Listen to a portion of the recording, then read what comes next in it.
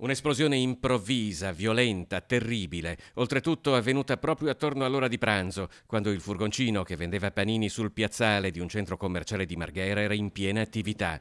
Sul piazzale rimangono solo le carcasse del furgone e di una moto. 4 persone sono ricoverate in ospedale.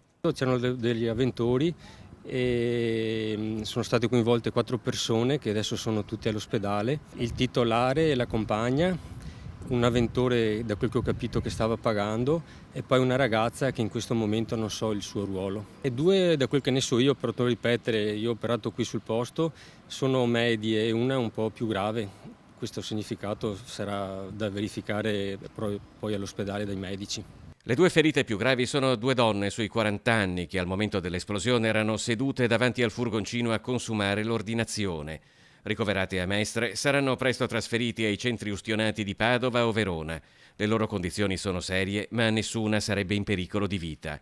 Ferito, come detto, anche il titolare ed una quarta persona in maniera più lieve, sbalzata dall'onda d'urto dell'esplosione. C'è una bombola esplosa, quindi è stata quella che ha fatto la deflagrazione e l'abbiamo trovata a una cinquantina di metri.